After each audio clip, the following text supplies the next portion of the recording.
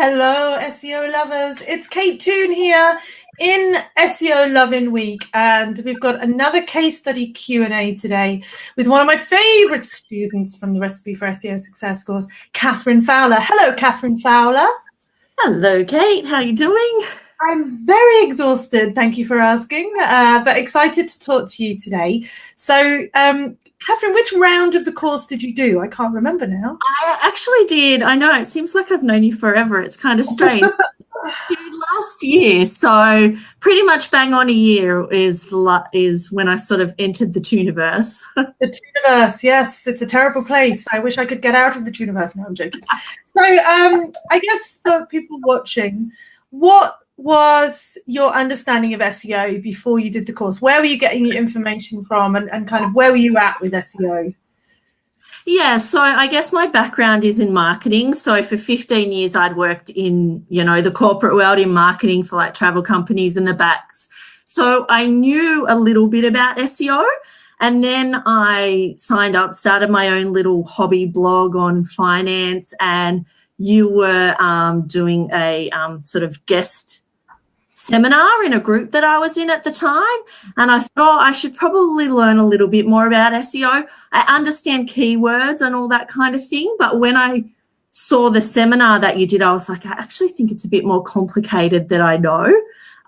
So I think I knew more than the average person from my marketing background, but I definitely knew that I never was an SEO person, or in the digital team. I always came from like the partnerships and loyalty marketing space. So I wasn't immersed in it, but I knew more than, your average Joe. Yeah, and I think that's a huge misconception with SEO. I think that many people believe that it is just about keywords, just about content. Content is king. Publish the blog post, people will come. And the big piece that's missing there is all the technical side of things, and obviously as well, the backlinking and the outreach and the ongoing content marketing, but really the technical side of things. And although I too come from a copywriting background, I also come from a background of building websites and doing all the tech stuff. And the tech stuff is the foundation and so important. So I know that was one of the knowledge gaps that you wanted to fill. I guess, again, for people watching, what was the thing that made you kind of, I keep saying push people over the edge, but that's the wrong expression. Why did you finally decide to take the plunge?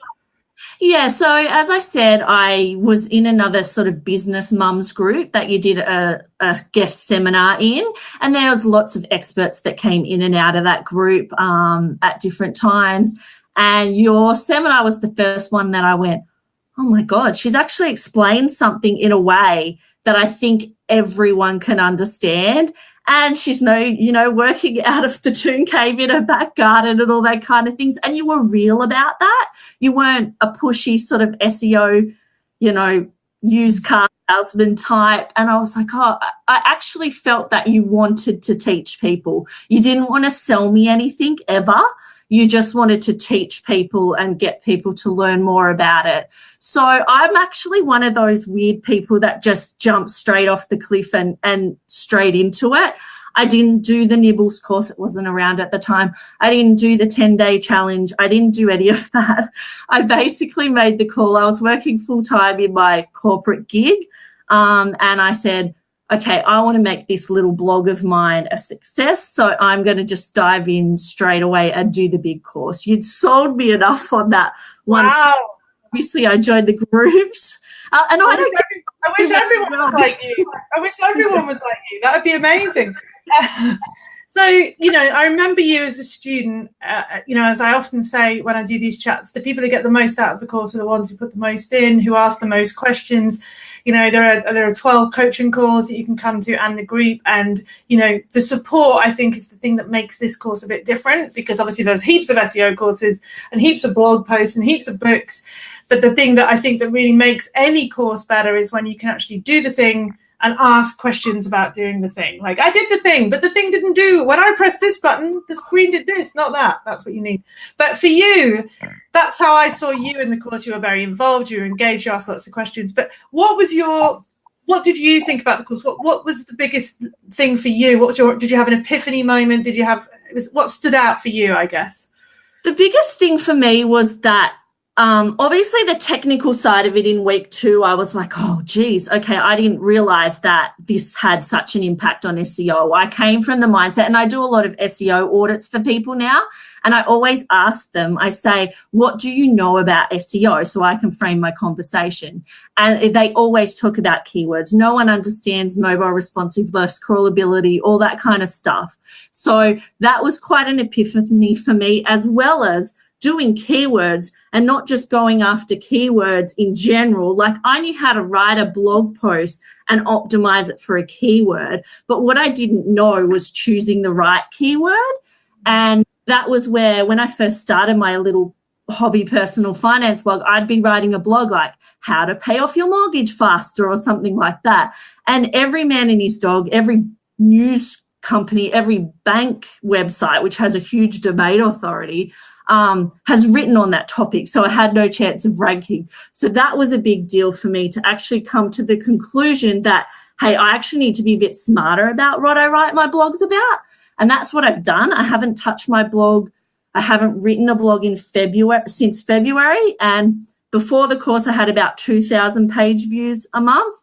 And now, without touching it, I get about 13,000 page views a month. Wow.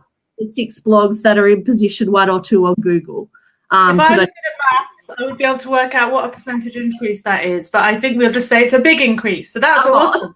That's awesome. And I think that's so important.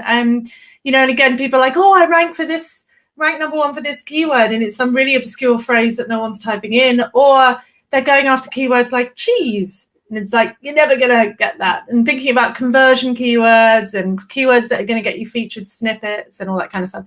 So I guess I feel, we were talking about this before the call, that I feel I've turned you into a geek. And I apologize for this, because now you do amazing SEO audits, and I've seen your audits, and I recommend you.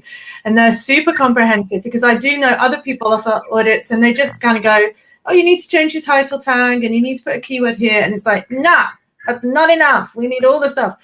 So do you feel like you're a fully fledged geek now? Have you embraced it? I think that was always a little part of me that was a geek. When I worked in marketing, I wasn't the brand person. I was the below the line, direct response person. So, always in the marketing world, we're thought of as a bit of a geek. But you've definitely, absolutely. I've moved from the corporate world. We sold our house. We moved to Coffs Harbour. I've started my own freelancing business. And I know this sounds a bit ridiculous, but I don't think I would have done that if I didn't do your course. So it's true. I've been able to create a successful business off the back of just the confidence your course gave me to say, I understand this stuff now and I can teach it to other people. And that's what I love doing. I love seeing the penny drop in people's minds when I'm talking to them on a Zoom chat for an SEO edit, and them go, oh my God, I've tried to understand that for years and now it makes sense. And that's what I had on your course. Oh, man, that actually makes me a little bit weepy. I know it sounds silly, but that's awesome. Stop it. Stop. Let's finish up by passing on a tip. I'm just started my business. I'm just about to build my website. I know nothing about SEO. Where would you start? Where would you start if you were talking to someone tomorrow who's on that journey, or maybe someone who has a website but they really don't know anything about SEO? What would be one of the first things you'd tell them to look at? I think the first thing I'd tell them to do is look at more of the technical side of things before they start going and creating mountains and mountains of blog posts for content, because you can create 100 blogs and they won't rank if your website takes 10 seconds to load, or you haven't submitted a sitemap and Google's not crawling it because you've ticked the wrong box in WordPress. So my first thing would be have a look at some free tools like, say, Pingdom, check your site speed, check what sort of errors are coming up there, and then do your SEO Nibbles course to start with. And then if you feel like you want to take on the SEO big course, you won't regret it. Like, it's the best investment I've made for my personal development as well as my business development. So, well, wowza, that's a fantastic endorsement. I fully agree. Take the SEO Nibbles course. SEO isn't for everybody, and I'm not about trying to sell this course into people, because my main goal is that people finish it, because if they finish it and they love it, they become awesome advocates. And, like Catherine has been, but, you've got to be willing to do the work. You can't, it's like me with my ridiculous exercise bike that you can't quite see. You can't just buy the exercise bike, put it in your office and expect to get thin. You actually have to cycle on it, which I never have. But it looks good. It looks good. Thank you so much, Catherine. But when I do SEO audits, sorry, Go. When I do SEO audits, I actually tell people to do your nibbles or something as well, because I think SEO consultants can kind of keep everything a secret. But what you actually want to do is you want the person you're doing the work for to have a bit of an understanding of it, so that when you're doing it, they can see what's actually happening. So that's what I actually am probably a bit of a weird SEO consultant, is I recommend people learn as much as they can about it themselves. Oh, you're not alone. And I know that some of the big SEO companies, and actually a lot of my, I guess, competitors, although I no longer offer SEO as a service, they do recommend it, because once you understand what's involved, yes, you can make a choice to do it yourself, or you can really appreciate the work that your SEO consultant has done. You can understand how hard it is to do thing X or how easy it is to do thing Y. And you feel like, in small business, we often feel like we're spending money and we don't know what we're spending it on, and we're not sure if it's going to be a good investment. And SEO can really feel like that. So if you understand just a little bit, even if you then decide not to do it yourself, you're able to outsource with confidence. And for me, I have to outsource my accounting with confidence, my bookkeeping with confidence, my design, because I can't do it all. So yeah, a little bit of knowledge goes a long way, definitely, for sure. Catherine, thank you so much for talking to me today. I will pop a link to Catherine's website under this live if you need an SEO audit. She's a great person to chat to. She does really comprehensive ones. They are awesome. And if you want to keep watching, at 11:30, I'll be doing an SEO Q&A where you can ask me anything about SEO or the course that's coming up, or, anything you want, really. I'll do my best to answer. Thanks, Catherine. It's been great. Kate. All right, I'll see you soon. Bye.